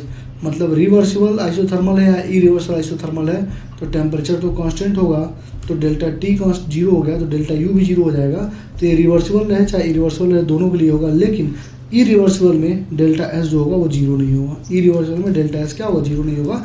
इसलिए delta U does not discriminate between the reversible and irreversible process where delta S does, क्योंकि delta S irreversible में zero नहीं होगा। ठीक, देखो boiling of egg है, rusting है, दोनों में इंट्रोपी बढ़ जाएगी। रबर को स्ट्रेस करोगे तो तुम्हें लगेगा ये बढ़ रहा है, इलास्टिसिटी बढ़ रही है तो रैंडमनेस बढ़ेगा, नहीं। रबर को स्ट्रेस करोगे तो इंट्रॉपी घटेगी, इस चीज़ का तुम्हें ध्यान रखना है। रबर को स्ट्रेस करोगे तो इंट्रॉपी घटेगी। और ग्रेफाइट की जो इंट्रॉपी होती है डायमंड की इंट्रॉपी से ज़्यादा होती है। ये बेसिक चीज़ें थी, इन्हीं एग्जाम्पल से क्वेश्चन पूछे जाते हैं, ठीक है। आगे बोलो। गिब्स फंक्शन इक्वल टू होता है delta G equal to delta H minus T delta S, तुमको मालूम ही है, ये तुम याद कर लो। डेल्टा जी ऑफ सिस्टम या delta G equal to delta H minus T delta S, यहीं से तुम्हारा क्वेश्चन बनता है इंट्रॉपी का, ठीक है। और टी डेल्टा से क्या हो जाएगा, जूल का, जो टी डेल्टा एस है उसकी यूनिट क्या हो जाएगी, जूल हो जाएगी, ठीक। डेल्टा एस टोटल तुमको पता ही है क्या है, increase in enthalpy of surrounding is equal to the decrease in enthalpy of system. मतलब ये कह रहा है कि सिस्टम है, सिस्टम में जितना इंथैल्पी डिक्रीज होगा उतना इंट्रॉपी सिस्टम के बाहर उतना इंथैल्पी बढ़ जाएगा, ठीक है। तो ये तुम्हारा इक्वेशन बनेगा एक, तुमको याद क्या रखना है, ये देखो, बस ये याद रखो, ये डेल्टा, ये यहाँ पे देखो यहाँ पे, ये देखो डेल्टा जीरो और डेल्टा, देखो डेल्टा जी अगर जीरो है तो इक्विलिब्रियम पे होगा, डेल्टा जी अगर निगेटिव है तो प्रोसेस स्पॉन्टेनियस होगा, डेल्टा जी पॉजिटिव है तो प्रोसेस नॉन स्पॉन्टेनियस होगा। बस यही चीज़ यहाँ पे लिखी हुई है, ठीक है, ये यही चीज़ लिखी हुई है। तो डेल्टा जी निगेटिव है तो डेल्टा जी निगेटिव है तो क्या होगा, स्पॉन्टेनियस रिएक्शन। स्पॉन्टेनियस रिएक्शन मतलब जो हमारा काम अपने आप चल रहा है विदाउट एनी एक्सटर्नल एजेंसी। तो डेल्टा जी कब, बताओ स्पॉन्टेनियस कब होगा, जब डेल्टा जी निगेटिव होगा और डेल्टा जी पॉजिटिव जब होगा तो नॉन स्पॉन्टेनियस होगा, और डेल्टा जी जब जीरो होगा तो इक्विलिब्रियम होगा। बस यही चीज़ यहाँ पे लिखा हुआ है पूरे में यहाँ तक, ठीक। अब देखो, अगर रिएक्शन का पॉजिटिव इंथैल्पी है तो पॉजिटिव इंट्रॉपी चेंज होगा, it can be spontaneous when delta T delta H is large enough to outweigh delta H. ये जो लिखा हुआ है ना, अभी इसका एक चार्ट बना हुआ दिखा रहा हूँ मैं, ये देखो ये चार्ट, ये सबसे ज़्यादा इंपॉर्टेंट है, ये बता रहा हूँ मैं तुमको। देखो डेल्टा एच टोटल अगर पॉजिटिव है तो स्पॉन्टेनियस प्रोसेस है, लेकिन डेल्टा एच पॉजिटिव और डेल्टा जी निगेटिव होगा तब स्पॉन्टेनियस होगा, उल्टा चलता है दोनों। डेल्टा एच निगेटिव और डेल्टा जी जब पॉजिटिव होगा तो नॉन स्पॉन्टेनियस रिएक्शन होगा, और डेल्टा एस टोटल जीरो तो प्रोसेस इक्विलिब्रियम पे होगा, delta S total zero delta G zero होगा तो प्रोसेस इक्विलिब्रियम पे होगा, ठीक। तो कह रहा है अगर रिएक्शन का पॉजिटिव इंथैल्पी है तो डेल्टा जी इक्वल टू क्या होता है, delta H minus T delta S. कह रहा है रिएक्शन का पॉजिटिव इंथैल्पी है एंड पॉजिटिव इंट्रॉपी चेंज, ये भी पॉजिटिव है ये भी पॉजिटिव है। तो अगर स्पॉन्टेनियस ले जाना है तो हमको पूरा निगेटिव में चाहिए, तो निगेटिव में कम आएगा, ये भी मान लो ये 10 है और अगर ये 20 हो गया तभी तो निगेटिव में आएगा, क्यों, क्योंकि ये -20 होगा तो तुम्हारा आंसर -10 आएगा। तो टी डेल्टा एस को बहुत ज़्यादा होना पड़ेगा। तो देखो लिख रहा है T delta S is large enough to outweigh delta H, वही इसका मतलब हुआ, हमको आखिर फाइनल में निगेटिव चाहिए तभी स्पॉन्टेनिटी को वही होगा, ठीक है, वही लिख रहा है। तो delta G equal to delta H minus T delta S, तो दो केस में बन सकता है, या तो डेल्टा एच बहुत छोटा, ये 5 हो, ये 10 हो, या फिर ये 50 हो तो इसको 100 कर दो, मतलब इसको एकदम कम कर दो या तो इसको एकदम बढ़ा दो। तो पॉजिटिव इंट्रॉपी तुम्हारा क्या हो, निगेटिव हमारा क्या निगेटिव आ जाएगा, डेल्टा जी स्पॉन्टेनियस हो जाएगा, ठीक है। इंट्रॉपी और सेकंड लॉ ऑफ थर्मोडायनामिक्स, पहला लॉ ऑफ थर्मोडायनामिक्स क्या था, law of conservation of energy था। दूसरा लॉ क्या बोलता है कि for an isolated system the change in energy remains constant, therefore increase in entropy in such system is the natural direction of spontaneous change. This is in fact the second law of thermodynamics. मतलब यही कह रहा है कि increase in entropy जब होगी तो natural direction होगा, मतलब स्पॉन्टेनियस चेंजेस आएंगे। सेकेंड लॉ ऑफ थर्मोडायनामिक्स है। The second law of thermodynamics explain करता है why spontaneous exothermic reactions are so common. Second law ही बताता है कि जो स्पॉन्टेनियस एक्सोथर्मिक रिएक्शन है क्यों इतना ज़्यादा कॉमन है, और एक्सोथर्मिक रिएक्शन में जो हीट रिलीज हो रहा है रिएक्शन का इंक्रीज करता है disorder of surrounding and overall entropy is positive which makes the reaction spontaneous. मतलब कि एक्सोथर्मिक रिएक्शन है तो हीट दोगे तो रैंडमनेस बढ़ेगी तो तुम्हारा क्या होगा, एंट्रोपी बढ़ेगी। वही चीज लिख रहे हैं यहाँ पे। तीसरा लॉ ये बोलता है, तीसरा लॉ थर्मोडायनामिक्स का, कि जो एंट्रोपी होता है किसी भी प्योर क्रिस्टलाइन सब्सटेंस का approaches zero as the temperature approaches absolute zero, this is called the third law of thermodynamics. This is so because there is a perfect order in the crystal at absolute zero. मतलब ये कह रहा है कि entropy किसी भी pure crystalline substance का zero तक पहुंचती है as the temperature approaches absolute zero. This is called the third law of thermodynamics, ठीक। The statement is confined to the pure crystalline solid, pure होना चाहिए, प्योर क्रिस्टलाइन सॉलिड होना चाहिए, because theoretical argument हमको बताता है entropy of solution in super cooled liquid is not zero at 0 kelvin. मतलब pure crystalline solid की entropy at pure temperature at 0 temperature absolute zero पे क्या होती है, जीरो ही होती है एंट्रोपी उसकी। लेकिन अगर वो प्योर नहीं है, मतलब सॉलिड है, प्योर क्रिस्टलाइन सॉलिड के अलावा कुछ भी हो, जैसे एंट्रोपी ऑफ सॉल्यूशन हो या सुपर कूल्ड लिक्विड, उसकी जीरो नहीं होगी 0 केल्विन पे, ठीक है। इंपॉर्टेंस थर्ड लॉ का क्या है, कि it permit the calculation of absolute masses of entropy of pure substance for data alone. Pure substance का एंट्रोपी बताता है और क्यू रिवर्सल बाई टी का होता है इंक्रीमेंट फ्रॉम 0 से 298 केल्विन तक। ठीक, गिब्स एनर्जी का तुम्हें बता ही दिया, delta G equal to delta H minus T delta S होता है। अगर इक्विलिब्रियम कांस्टेंट तुमसे पूछेगा तो delta G equal to minus में R T L N K लगा देना, एल एन को हटाना तो माइनस में 2.33 आर टी लॉग के लगा दोगे, और delta G equal to delta H minus T delta S देखो minus R T L N K equal to minus में 2.303 R T log base 10 into K, ये भी हो सकता है। क्लियर हो? चलो अब ये सबसे इंपॉर्टेंट है, देखो अगर डेल्टा एच निगेटिव है, डेल्टा एस पॉजिटिव है तो डेल्टा जी निगेटिव ही आएगा, क्योंकि डेल्टा जी इक्वल टू क्या होता है, delta H minus T delta S, यही तो होता है। तो अगर ये निगेटिव होगा और ये पॉजिटिव होगा तो आंसर क्या आएगा, निगेटिव में आएगा। तो हमेशा रिएक्शन स्पॉन्टेनियस होगी सारे टेम्परेचर पे। ठीक, अब इसको उल्टा कर दो, डेल्टा एच को पॉजिटिव कर दो, इसको निगेटिव कर दो। तो जब डेल्टा एच को पॉजिटिव करोगे तो क्या हो जाएगा, देखो delta H equal to delta G equal to delta H minus T delta S. तो डेल्टा एच को कर दिया पॉजिटिव, इसको कर दिया निगेटिव, तो ये निगेटिव नेगेटिव भी पॉजिटिव, मतलब डेल्टा जी क्या आ जाएगा, पॉजिटिव आ जाएगा।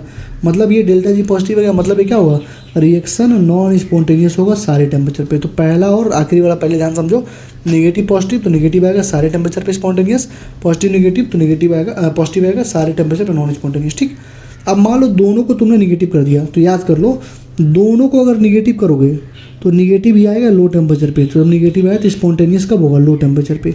और दोनों को जब पॉजिटिव दोनों को निगेटिव करोगे और पॉजिटिव आएगा एट हाई टेम्परेचर, मतलब नॉन स्पॉन्टेनियस होगा हाई टेम्परेचर। मतलब हमारा क्या हुआ, देखो मतलब हमारा ये हुआ, देखो मतलब ऐसे याद करो, दोनों निगेटिव और लो टेम्परेचर तो स्पॉन्टेनियस होगा। ठीक है, तो NLS याद करो, क्या याद करोगे, NLS, ऐसे मैंने याद किया था NLS। इसका मतलब क्या हुआ, देखो दोनों निगेटिव तो लो टेम्परेचर पे स्पॉन्टेनियस होगा, दोनों निगेटिव तो हाई टेम्परेचर पे क्या हो जाएगा, नॉन स्पॉन्टेनियस हो जाएगा। सिंपल सी बात है। और जब दोनों निगेटिव का ये हुआ तो अगर दोनों पॉजिटिव रहेगा तो हाई टेम्परेचर पे स्पॉन्टेनियस होगा। ठीक है, तो दोनों पॉजिटिव रहेगा तो PHS, NLS PHS, बस ये दो चीज़ याद रख लो, तुम्हारा पूरा ये क्लियर हो जाएगा। ठीक है, देखो पहला क्या क्लियर हुआ, दोनों निगेटिव पॉजिटिव तो ये निगेटिव रिएक्शन हो गया, ये दोनों क्लियर हुआ। अब देखो दोनों निगेटिव तो लो टेम्परेचर पे स्पॉन्टेनियस होगा और दोनों पॉजिटिव तो हाई टेम्परेचर पे स्पॉन्टेनियस। देखो दोनों पॉजिटिव तो लो टेम्परेचर पे नॉन स्पॉन्टेनियस और दोनों पॉजिटिव तो हाई स्पॉन्टेनियस होगा हाई टेम्परेचर पे। समझ गया? तो NLS PHS याद कर लो। ठीक है, दोनों निगेटिव लो टेम्परेचर पे स्पॉन्टेनियस, दोनों पॉजिटिव हाई टेम्परेचर पे स्पॉन्टेनियस। एक क्वेश्चन यहाँ से आएगा। ठीक है, डिसोसिएशन नॉन स्पॉन्टेनियस होता है, कंबसन हमेशा स्पॉन्टेनियस होता है सारे टेम्परेचर पे। किसी भी रिवर्सल प्रोसेस के लिए डेल्टा एस जीरो होता है, किसी भी रिवर्सल प्रोसेस के लिए बताया हो ना डेल्टा एस जीरो होगा, लेकिन इरिवर्सिबल के लिए और रिवर्सिबल के लिए डेल्टा यू तो जीरो हो जाता है, लेकिन डेल्टा एस रिवर्सिबल के लिए जीरो होता है और डेल्टा एस इरिवर्सिबल के लिए जीरो नहीं होता। देखो यहाँ पे लिखा है for any irreversible process delta S positive होता है, हमेशा ऑलवेज जीरो नहीं होता है, हमेशा रिवर्सिबल के लिए डेल्टा एस जीरो होता है। तो डेल्टा एस पॉजिटिव होगा, T1 ग्रेटर देन T2 होगा। लेकिन एक चीज़ और ध्यान रखना, ऑक्सीडेशन ऑफ आयरन जो होता है वहाँ पे डेल्टा एनजी नेगेटिव आता है। तो डेल्टा एनजी नेगेटिव आने का मतलब हुआ नॉन स्पॉन्टेनियस होना चाहिए, लेकिन ये स्पॉन्टेनियस रिएक्शन होता है। तो ऑक्सीडेशन ऑफ आयरन ध्यान रखना, डेल्टा एनजी नेगेटिव होता है बट ये नॉन स्पॉन्टेनियस ना होने की वजह स्पॉन्टेनियस हो जाता है। ठीक, ये लो भैया तुम्हारा थर्मोडायनामिक्स खत्म। 5 क्वेश्चन तुम्हारा यहाँ से तैयार है। ठीक है, 5 क्वेश्चन मुझे लग रहा है यहाँ से फिजिक्स और केमिस्ट्री मिला के दोनों जगह से तुम्हारा तैयार होगा। KTG भी इसमें लगभग तैयार हो गया, आइसोकोरिक एडियाबेटिक आइसोबैरिक सारा बता दिया हूँ। 5 से 6 क्वेश्चन तुम्हारे यहाँ से तैयार होंगे, देखना ही से आएंगे। ठीक है, thank you, all the best. अगर लग रहा हो मेहनत की गई है तो लाइक और कमेंट यार शेयर सब्सक्राइब जरूर करना। ठीक है, thank you, all the best.